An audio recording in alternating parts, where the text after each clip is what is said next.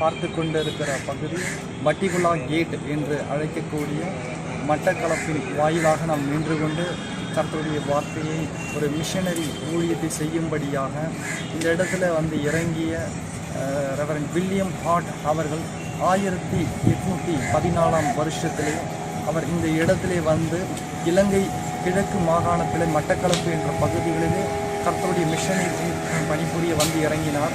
இவருடைய கால பணிகள் இவருடைய 8 மாதத்திலே மிகப்பெரிய ஒரு ஊழியத்தை கர்த்தருக்கென்று இந்த இடத்திலே அவர் மெத்தடிஸ்ட் கல்லூரியை ஸ்தாபிக்கும்படியாகவும் இங்கே இருக்கிற எல்லா ஜாதி மத இன மக்களுக்கு கர்த்தருடைய ஊழியத்தை கொண்டு செல்லுகிறவர்கள், கர்த்தருடைய வார்த்தை கொண்டு செல்லுகிறவர்களும் பெரிய ஒரு கிறிஸ்தவ பணி ஆற்றிய ஒரு மிஷனரி குறுகிய காலகட்டத்திலே 8 மாதத்திலே அவருடைய பணி நிறைவேற்றி 1815 ஆண்டு ஏப்ரல் மாதம் 1ஆம் தேதி கர்த்தருக்குள்ளே அவர் நித்திரை அடைந்தார்.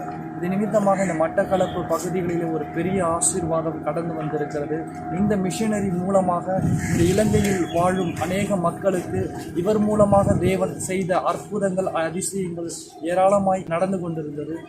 தேவன் இவரை எடுத்து வல்லமையாய் இந்த மட்டக்களப்பு பகுதிகளில் தேவன் பயன்படுத்தி இருக்கிறார். கிறிஸ்துவுக்குள் பிரியமானவர்களே, இப்படிப்பட்ட ஒரு நற்கிரியைகளை செய்யும்படிக்கு தேவனாலே அழைக்கப்பட்டவர்கள், தேவனாலே தெரிந்து கொள்ளப்பட்டவர்கள், தேவனாலே தேர்ந்தெடுக்கப்பட்டவர்கள், இப்படிப்பட்ட நற்குணங்களோடு நற்செய்தி எல்லா ஜனங்களுக்கும், எல்லா இலங்கையில் வாழும் எல்லா சகலவித கோத்திரத்திலும் சகலவித ஜனங்களுக்கும் அவர்கள் நற்செய்தியை கொண்டு வந்த நிமித்தம் இந்த தேசம் ரட்சிக்கப்பட்டது.